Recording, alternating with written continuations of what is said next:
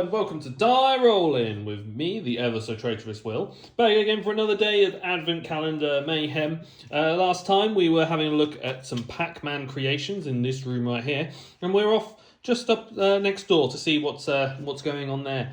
And as we do at the beginning of every Advent episode, is we read a little article about what's happening now. So without further ado, let's begin. Well, no sooner have they entered the room than it occurs to you that in the hurry, you forgot to throw the rest of the apple in the rubbish bin. Too late now. Hopefully, you won't give the techie from the computer garage any weird ideas. But where have you jumped to now? Fascinating. Fascinated, you go let out a little whistle. Is that the real letterpress? The actual movable type with actual movable type letters? The way this journey has gone so far for you, you wouldn't be surprised that if it was a very specific historic letterpress. Yes, indeed. You are suddenly sure that this is the workshop that belongs to none other than Jonas Gutenberg. Wow, fascinated. You have a look around. In front of you is a typecase, and on the floor there are various misprints lying around. You'd love to print something yourself, but the machinery looks pretty complicated. Shouldn't there be a few finished books here? Hopefully Santa Claus is one, the golden one. But there are no bound books here. The whole left wall is dominated with a huge shelf, with counterparts almost empty. Only one of them holds a conspicuous frame containing the image of a quill pen. How odd. That must mean something. But for now, you keep looking for clues to catch the mysterious thief. Open up door number 12. So let's open up door number 12 and see what's behind. So, seems to be a small one today. We've got just one letter card, which is a bit better. We've got some books and some notes on the floor. The order reveals the order. Wow, that's a lovely little thing there. And you've got, have you found what you are looking for? Take a closer look. So inside the room, there's a feather book on the wall. There's a press, and there's nothing else. And there's another press on the side with some letters, which I'll try and have a closer look at in a bit, so we can try and find out what's going on. And let's see what riddle card J has to say.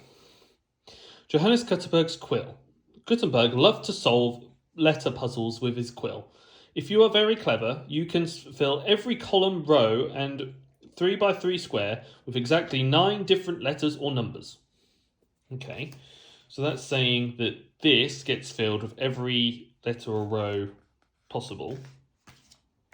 But there's also a quill that points to is in a 3x3 grid and is on the very far right side. So I'm guessing that we take the 9 things in there and we take the letters and numbers on the right hand side to go and figure out if that is a number or not.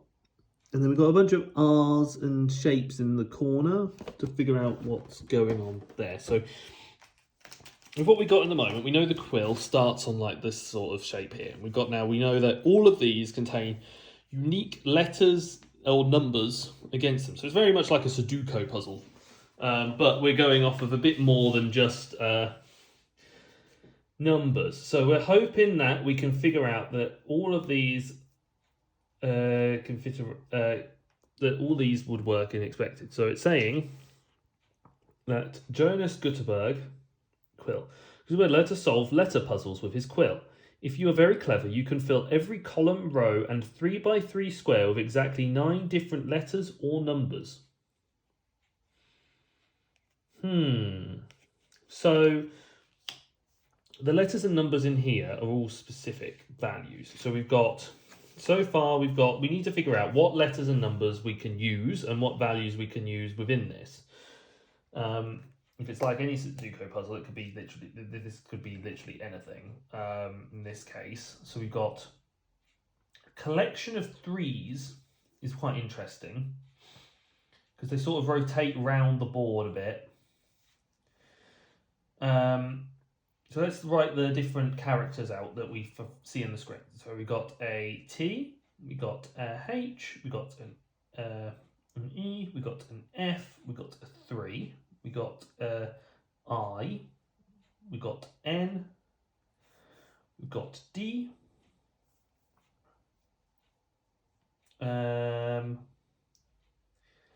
got W.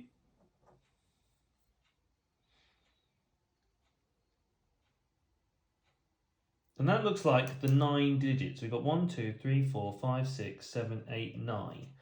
So we've got 9 values here. And I believe now we can use these to solve this Sudoku puzzle. So I'm going to go and sit down for a bit and I'm going to try and solve this Sudoku puzzle without you having to sit and watch me solve it for the next like 20 minutes and then using these combinations of letters and numbers to fill out this grid.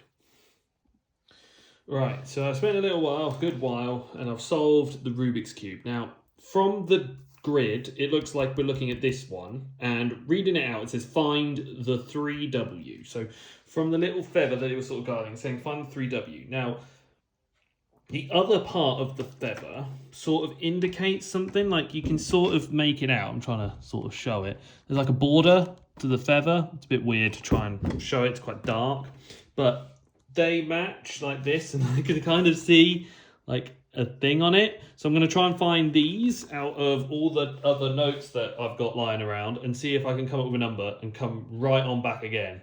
Right, so I've gathered out from all the notes, all the different versions of all the different W's that I could find. So, and in each of them, there's like a little grid. So you've got like a 9, you've got a 4, and you've got a 4. Now, I believe that's the code, but I'm going to go in numeric orders from earliest to latest. So we're going to go 9, 4, 4, or we'll try it the other way around if that doesn't work.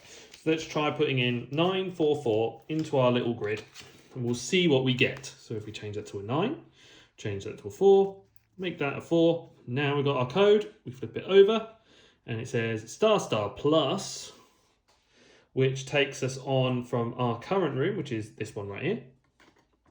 And we go down 1, diagonally 1. We go up diagonally 1, and then left up diagonally 1. And it goes star star plus. Whew.